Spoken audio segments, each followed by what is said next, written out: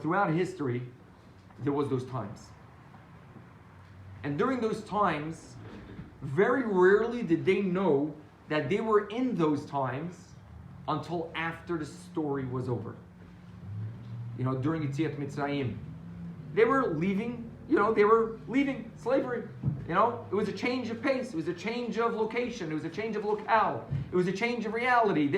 We were slaves, now we're leaving out into the desert. Great!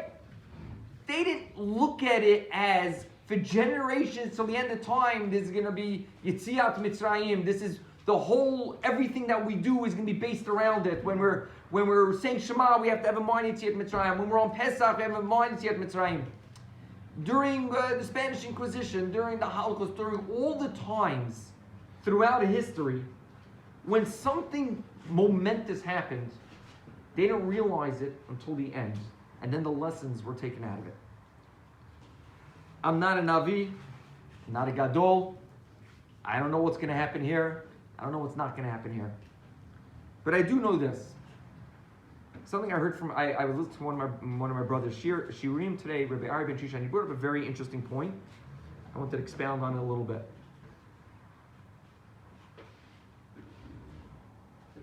When they left Mitzrayim, 4/5 stayed behind. And everyone asked the question, how could it be that 4/5 stayed behind? Didn't they see the Makot? It was there in front of them. They didn't see Dam, Tzvardeya, Kinim. They didn't see Makachoshech. They didn't see Paro running out in pajamas in the middle of the night.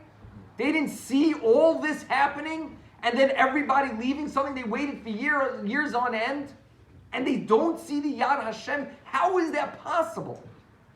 How is it that 4/5 couldn't get into the headspace of coming back to Hashem to the point where they weren't Zocher to leave?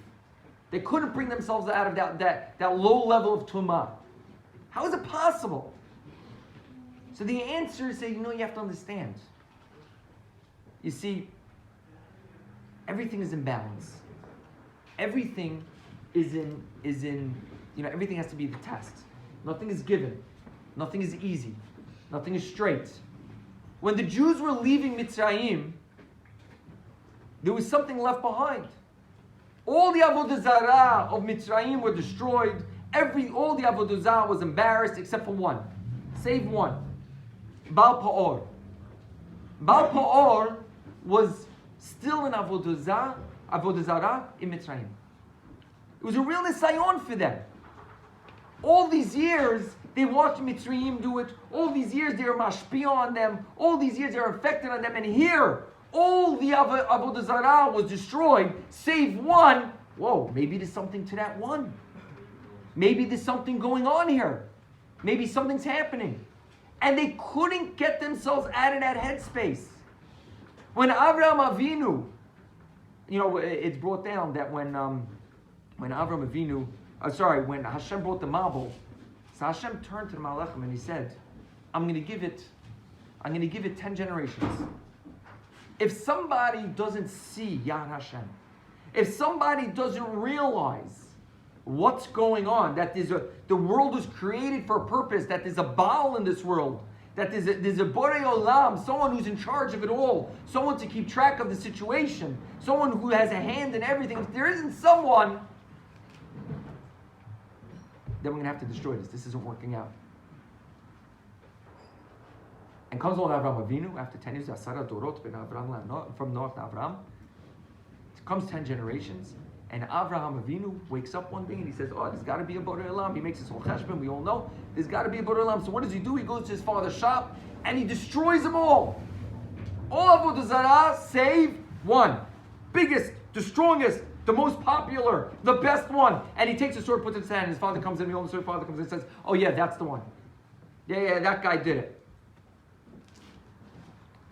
Because there's got to be that slight doubt. There's got to be that slight option. There's got to be that opportunity for darkness. That opportunity to cloud our judgment. Because otherwise it's just too obvious. Where's the nisayon?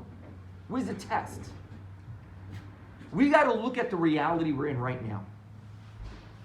2 weeks ago, 3 weeks ago, a month ago, Everybody thought that we're untouchable. We are untouchable. I have X amount of dollars, not me, I wish.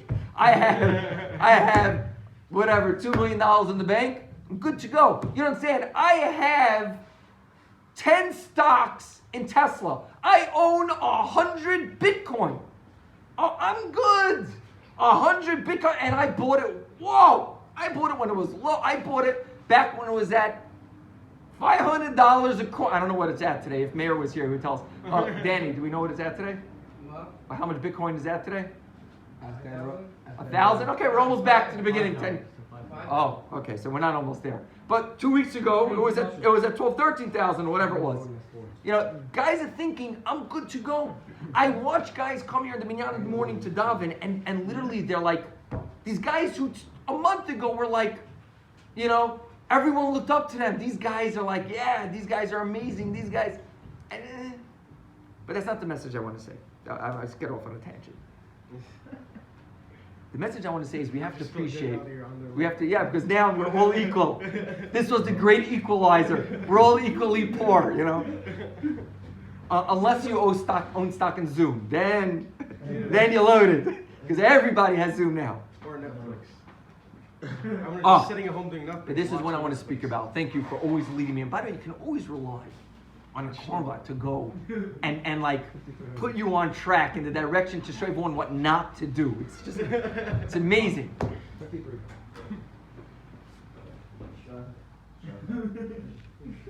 It happens that everything now has come to a stop. And this is what I wanted to say. Plane travel has come to a stop. Parties, which was an nisayon for everybody, came to a stop. It's gone. That avodah zarah is gone right now. Bars, gone. That avodah zarah, that nisayon, gone. Gone. Casinos, that avodah zarah, I saw you were aiming that one at me. That avodah zarah, that nisayon is gone. Believe it or not, even Sherman Negia. Even Sherman Negia is gone. You know, it's like, woo. Everything, all the sayon, all the avodah zarah. Shlomo's like, wait a minute, that's why. Anyway, that's why she said no. No, I didn't. Now, yeah, okay. So you were sitting here wondering the whole time what happened. So he doesn't care. So for him, it's only up. It's just he's an Amway employee at the end of the day. So all nisyonim, all of these nisayons were gone. Everything that we've been struggling with is gone. All the people that want to travel, they have that time, gone. Stock market, this guy's sitting, gone. There's only one left. Hashem went and he isolated us into our homes.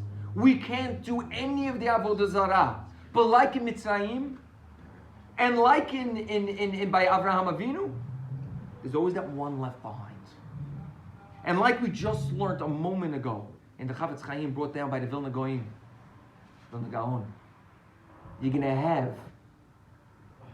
you're always gonna have that equal use for good and for evil. We're all going to be isolated into our homes soon. I believe it. Listen, I don't know. I'm not an Navi.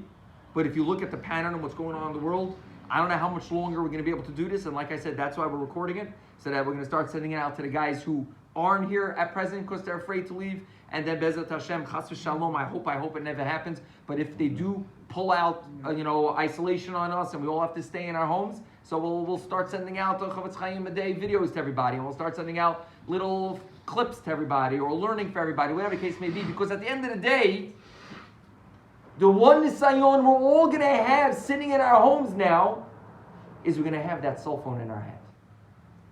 We're still going to have the internet.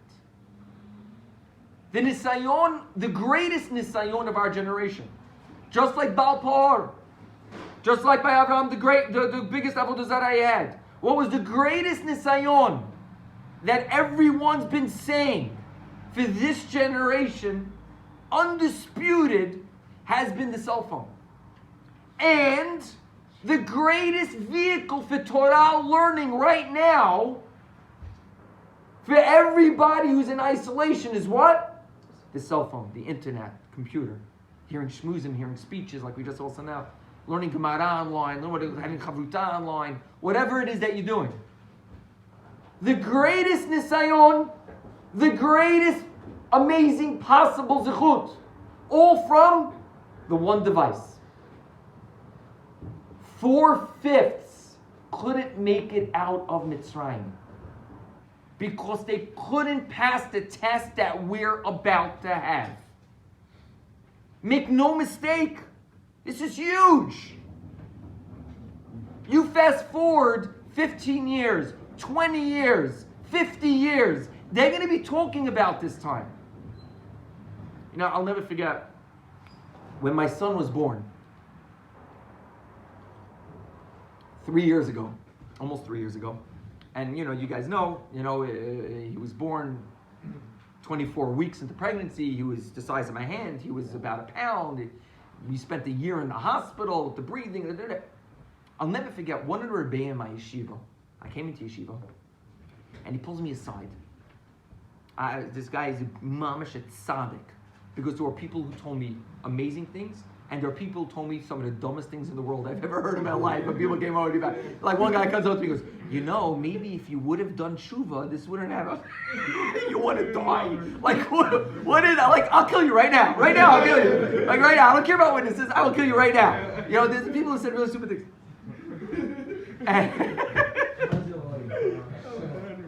You gotta love that guy. I just looked at him like, I'm trying to work on myself. No, I will not strangle him. No, can I just hurt him a little bit? No, I'm not gonna hurt him a little bit. So, this one guy, this Rebbe Shama, tzaddik of a yid, I'm mamish, the guy's all heart. I mean, if you ever meet this man, just kiss his hand. I mean, this guy is like, he's like on that Rebbe Kalish level. You understand what I'm saying? He's on that Chaim Abadi level. Like people who are like mamish, they're there for the olam and nobody else. They're mamish.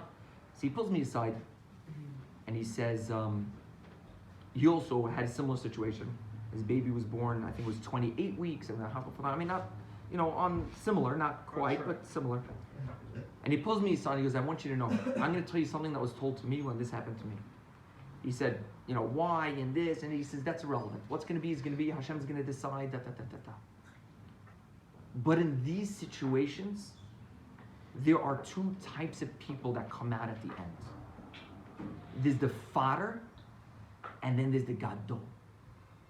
There's the guy that just goes along with it. Cry, he'll this, he'll daven, he'll learn a little bit, And then there's the guy that becomes the gadol. The guy who takes this maaseh, who takes this situation, takes it for what it is, takes that inspiration, that want to grow, that want to learn in the zechut, the want to do great, and take it to such a level that at the end of the situation, you can look back and you can say, wow, if it wasn't for this, I wouldn't be who I am today. My brother, Rabbi Ari Ben Shushan, I've said this before, but he had cancer multiple times. Because the man that went into that hospital is not the man that came out. And if you ever hear him speak, he slips sometimes. You'll hear him make references to the Matrix, or to Boondock Saints, or to Metallica, or to whatever. He'll throw in his little, and that makes him great. They love him in California for that. But the man that came out was a gadol. The man that came out was huge.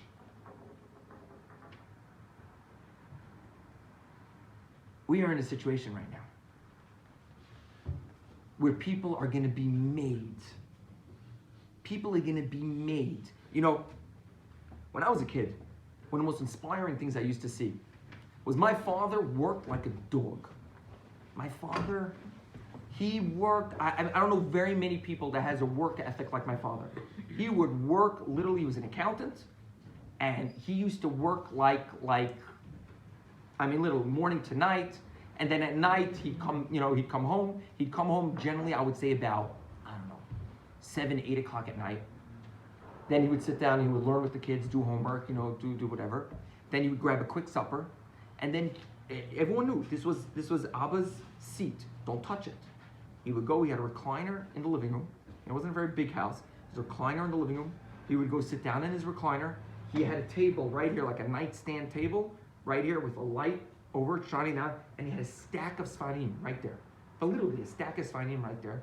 And he'd pull out a Gemara, or he'd pull out whatever, and literally for 2-3 hours, he would just sit there learning until at some time at night, he would fall asleep on his chair.